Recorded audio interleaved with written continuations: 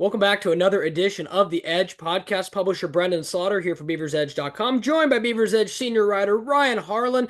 We've come together in some post-practice breakdowns recently, but haven't done an Edge podcast in a minute, so wanted to be back with you guys and preview Oregon State women's basketball against North Carolina this weekend in the women's NCAA tournament. So we'll be getting into that as well. We'll also be talking some Beaver baseball. A lot to get into here on today's edition of the Edge podcast. Appreciate everyone checking in. Again, it's a bit of a slow time as far as football as the football team has taken 2 weeks off in between or with spring break and finals, and then we'll resume spring play in April. So make sure to stay locked to Beaver's Edge, and Ryan and I as we'll be back hitting that grind once April starts, getting spring football and spring game and all that fun stuff.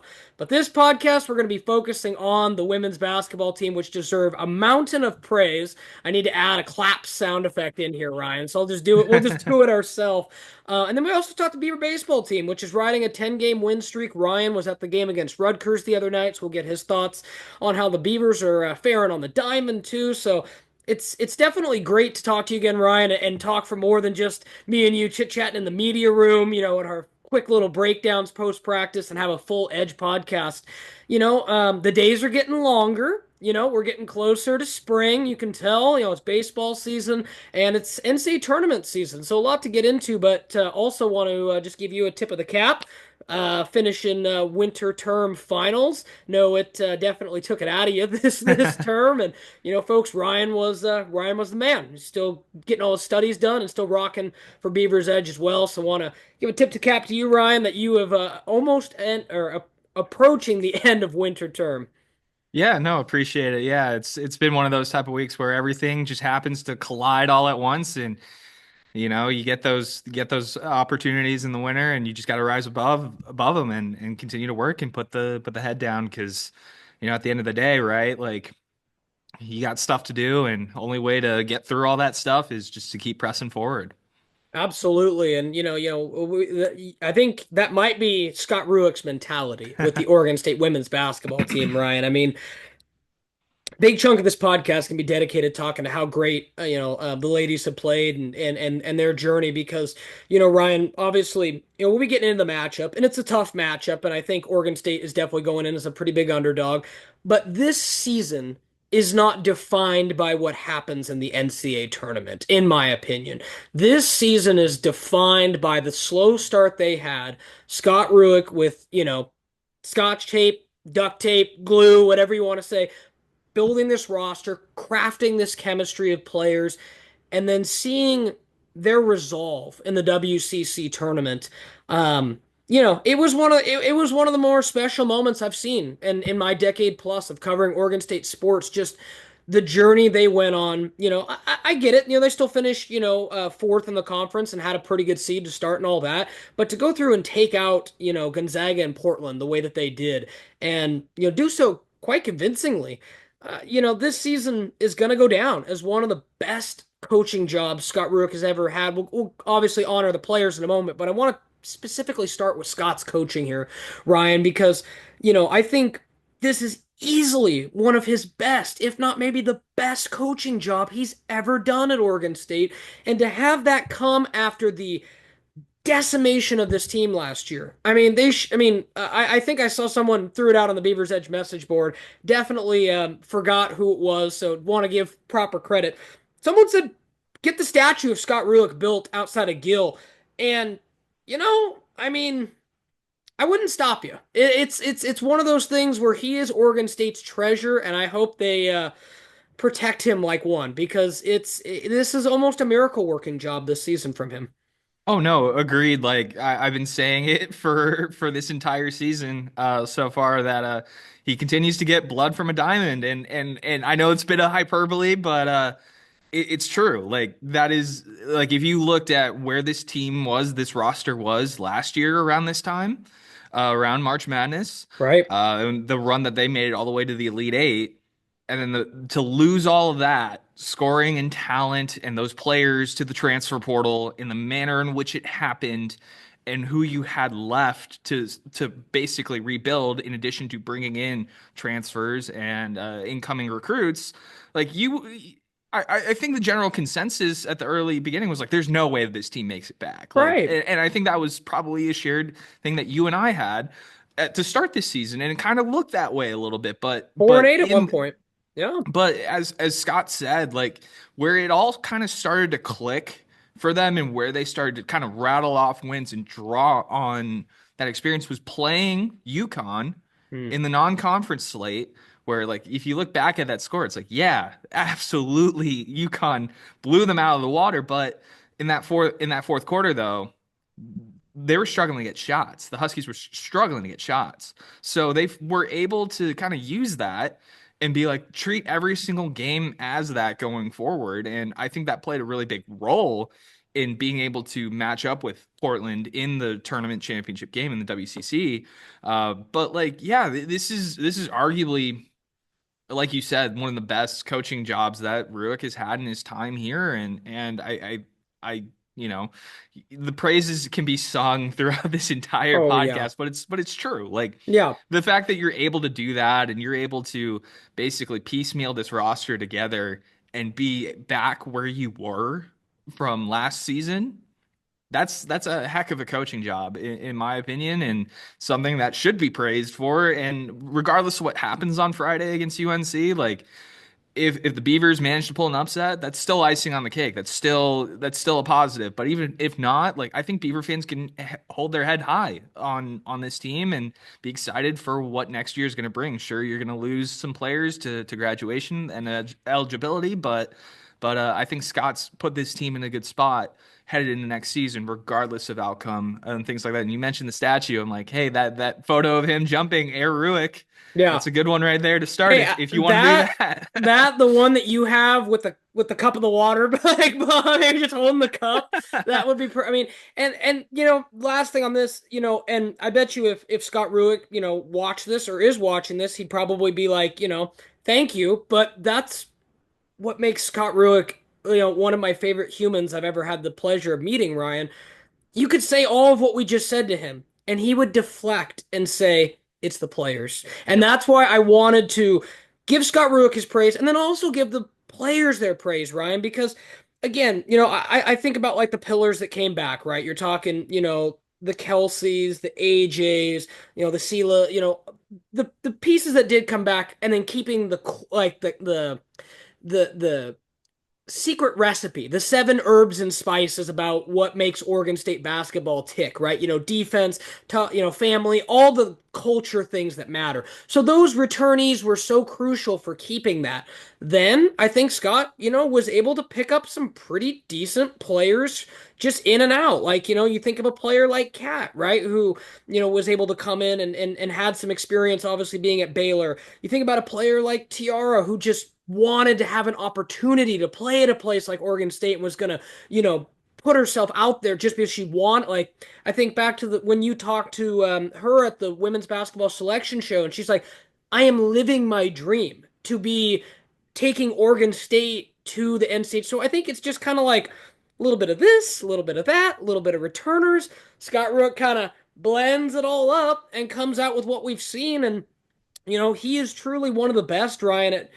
You don't want to peak. You don't want to peak in early season. You don't want to peak in December. You don't want to maybe Oregon State men's basketball peak a little too early. Maybe peak around Gonzaga, because then maybe you're prone to some stretches at the end of the year. Ryan, the way that this women's team ran through the end of the season, the way that they, pretty much went into that tournament in Vegas and said, "No, no, we're the team to beat." Like that was their mentality. And I think that all starts with how your coach prepares you and your process and all those things. And at the end of the day, we'll transition here and talk a little North Carolina here in a moment, but just had to give credit to this roster. I think it's not, again, a roster that's going to blow you away with statistics or anything like that, but they play great team basketball. They know each other's strengths and weaknesses. They play good defense. They hit their free throws. The hallmarks of a good hard-nosed defensive Ruick team that I just don't think anyone wants to play. We'll get into North Carolina's advantages in just a moment, but Brian, if you're like someone coming in, you're probably like, Oh, Oregon State. That's like not really a WCC champ. That's like kind of a Pac-12 team that was in the WCC this year. You know what I mean? Yeah, no, absolutely. And even too, like, don't let the seeding like fool you. Like, there is still obviously, yes, this is March and we sleep in May, as Yes, John sir. Rothstein so eloquently put it. But don't let the seeding fool you. Like, there's still an opportunity for this team to potentially give a first round upset with the way that they're playing basketball right now and the mentality that they've adopted. And that starts with Ruick. And that was like the big theme that I heard from all the players when they came back from the tournament to the selection show party was the why not us mentality. And that started with Ruick, and the players have adopted that in the back half of this season, and it's shown. And so I think they're going to go into Chapel Hill with that mentality and be able to give this UNC team a tough first round matchup.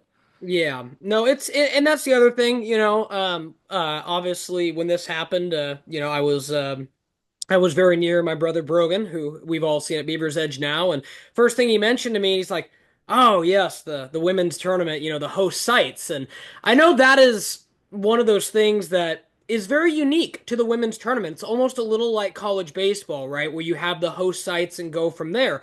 Does it provide a huge advantage to those home teams? Absolutely. If you ran the women's tournament like you did the men's tournament, where it's like Oregon State and North Carolina in Dubuque, Kansas, way different, outcome than North Carolina being at home with their fans. And I say that conversely because Oregon State's had some great success hosting at Gill and having those games at home and what have you. So, this matchup, again, as we go into it, North Carolina is the 3 seed. They're 27-7. They're 12-4 at home this year. Oregon State comes in 14 seed, 19-15 on the year. 6-8 in true road games away from Gill Coliseum. And again, Ryan, as I mentioned, the numbers in this one, on paper, before you get into the teams itself, it's not great, right? Matchup predictor gives, North Carolina about a 96% chance to win this game. You're getting into the betting of women's basketball. Beavers are, a 20-point dog in this game, which I think is pretty high. But then you look at the numbers, Ryan, and again, has nothing to do with Oregon State specifically. But a 14 seed has never beaten a 3 seed in the women's basketball tournament. We've seen 12s beat 5s, we've seen 4s beat 13s, but never a 14 beat a 3. Like there's also never been a 15 beat a 2. There's been surprisingly one 16 that has beaten a 1. But, I found that very interesting because, that's just a statistic that in women's basketball with the competition and the game continuing to grow, that will fall. It's just a matter of when, right? And I'm not, trying to say anything, but when you look at that, you look at how historically difficult a matchup like this can be right out the gate, Ryan. Oh yeah, and we even saw that too last year with Eastern Washington coming in, and Right? Beavers were a 3 seed, and Eastern Washington gave them a They tough did. I first round remember. I matchup. remember. Yeah, Yeah, yeah, yeah. Yeah. yeah. So even that too is something as well where it's like those are things where you are right. Like as the game will continue to grow, I think you'll see probably that disparity shrink a lot more, and you might see a lot more of those upsets in the first round. But yeah, even looking at kind of the matchup predictor and the chance, I'm like, so you're telling me there is a chance. Yeah. There is a chance, but like but really though it's always like this is a new season. This the way I look at it, especially when we get to the tournament for both men's side and women's. Like it's a new Right. season. It's an opportunity to go 1-0 and keep doing that. Go big or go home. And I think the Beavers and the way that they're playing, catching on fire at the right time at the end of the season, and the mentality that they have of a why not us.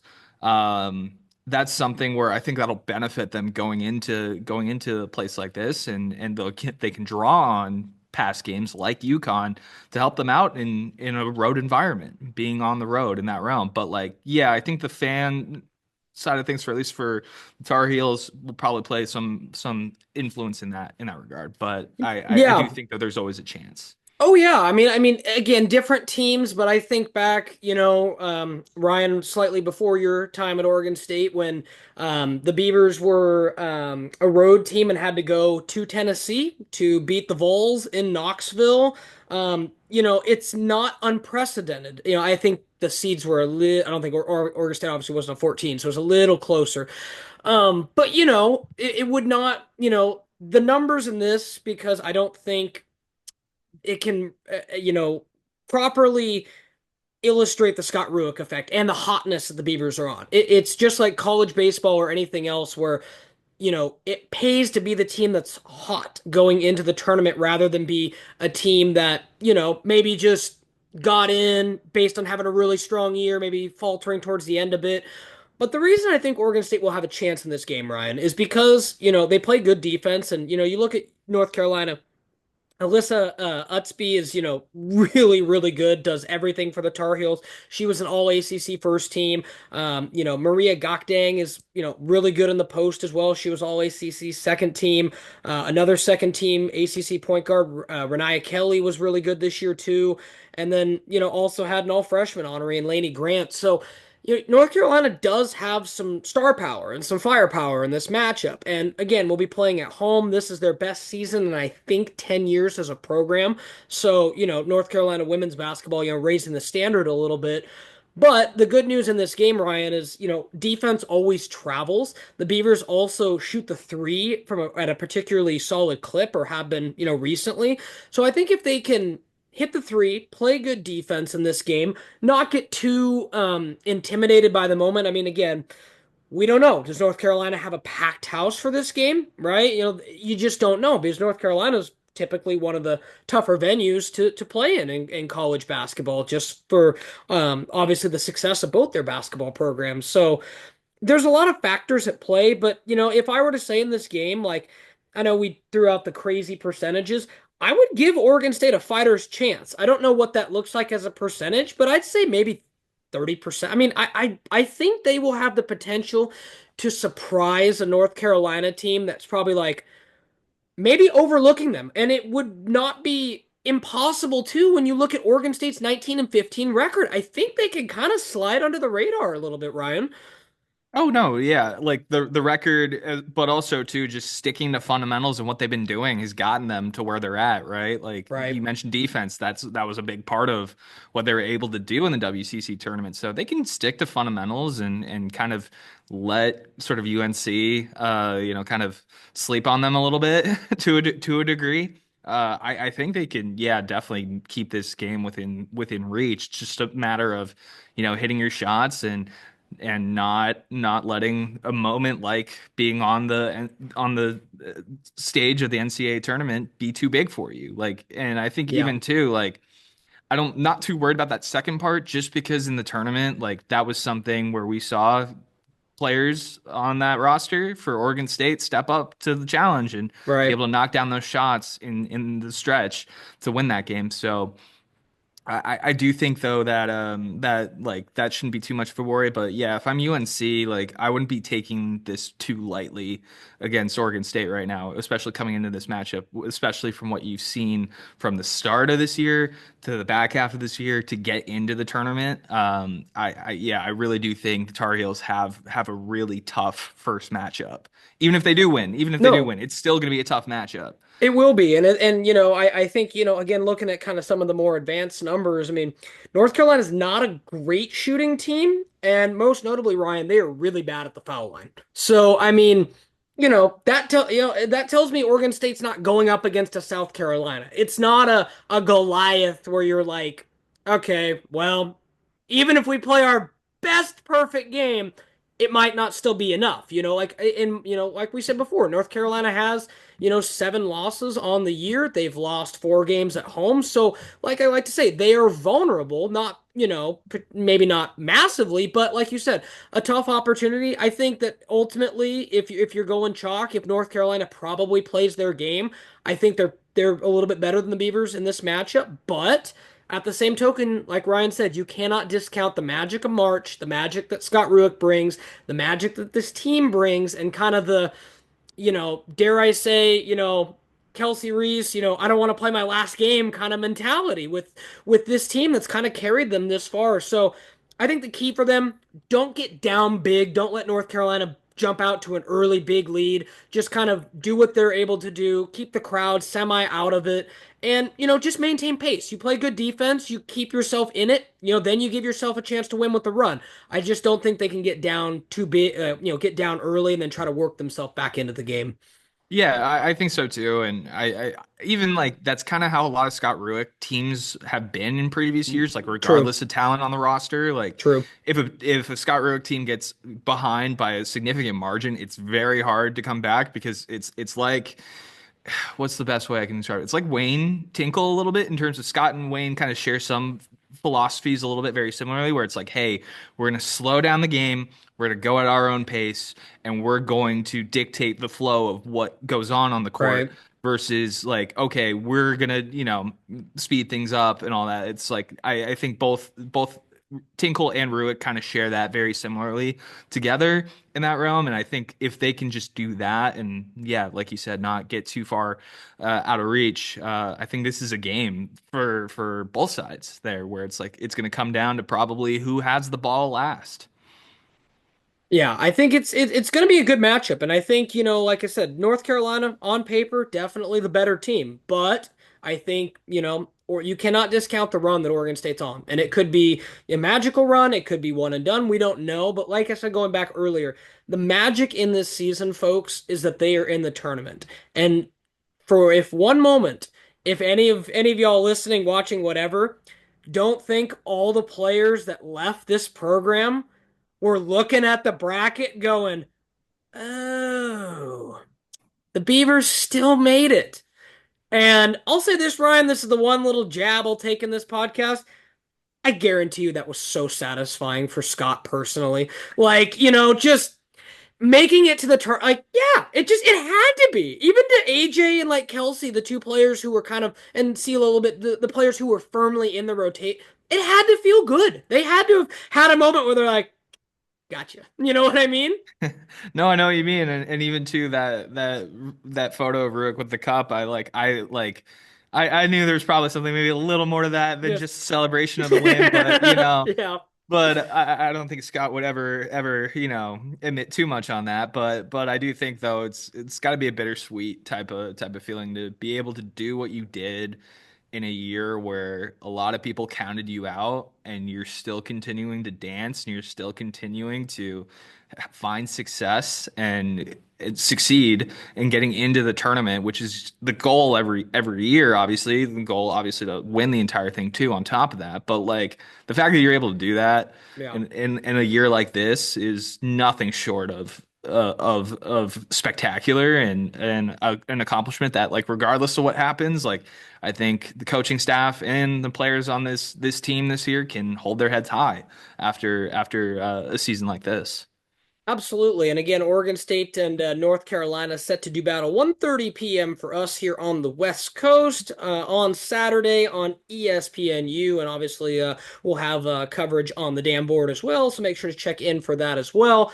But nevertheless, we'll see ultimately if the Beavers are able to keep their season going. Nevertheless, I like their chances to at least put a little scare into North Carolina and see if they can handle the pressure. That's what I'll say for sure. They will definitely test them in a way that a typical you look up and down not all 14 seeds are created equal, Ryan. I'd put Oregon State as a 14 seed up against all the other 14 seeds. Like Oregon State, in my opinion, I remember when the only reason I think the Beavers weren't a bit higher is they had 15 losses on the year because I saw a path where they could have been a 12 maybe as their highest or 13, they end up 14 and I get that they had 15 losses on the year. It holds up, but they're kind of a sneaky 14 seed, so just keep an eye out. So I'm definitely excited to see how that plays out on Saturday. Ryan and I will be keeping you guys apprised.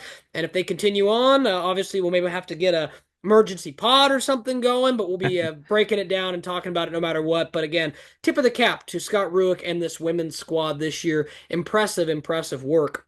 Ryan, with what time we have left in the podcast, let's switch gears. talk about Mitch Canham's squad. You got a chance to go to the game against Rutgers on Tuesday night. They upped their win streak to 10. You also wrote some awesome takeaways we've got up on the front page at BeaversEdge.com right now.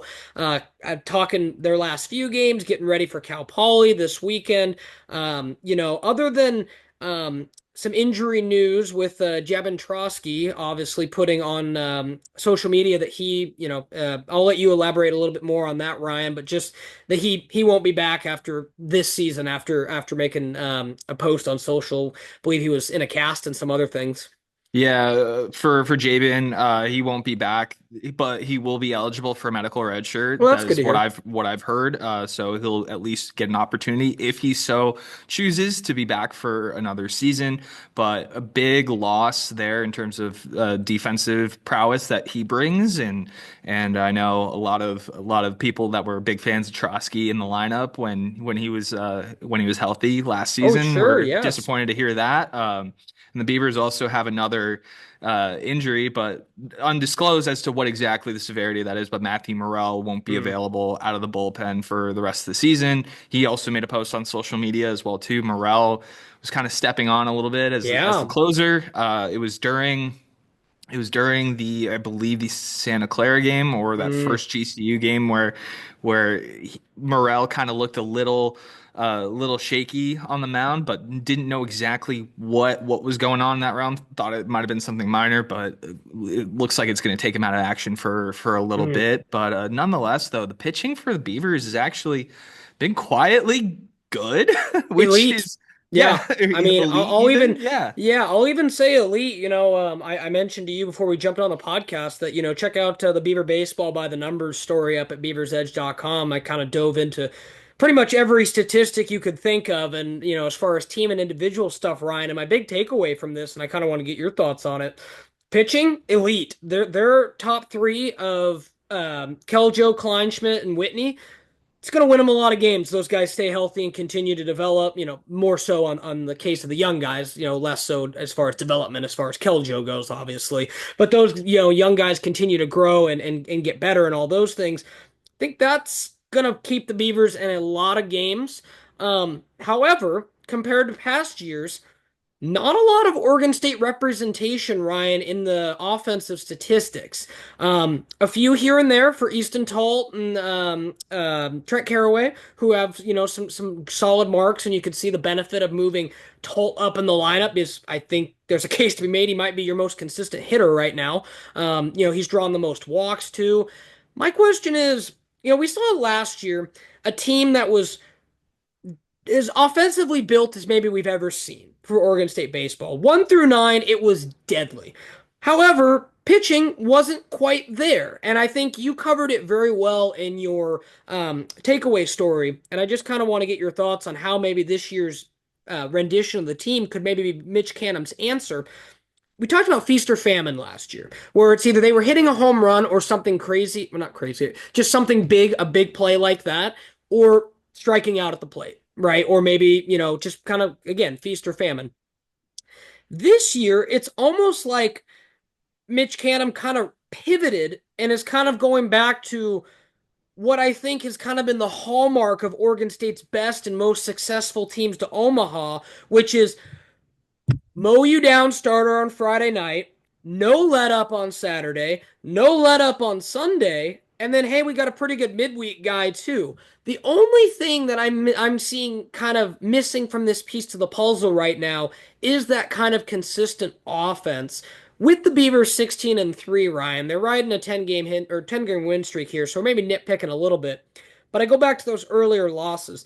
Do you think the offense will get better? Do you think it's something to be concerned about at this point? Because I think as long as they stay healthy, pitching looks capable of taking them to Omaha. And I'm not joking about that, folks. Like, you look at historically the great Oregon State teams that have been successful, it was three dominant guys on those weekend rotations. And I think this group has the same potential. But offense, what are your thoughts, Ryan?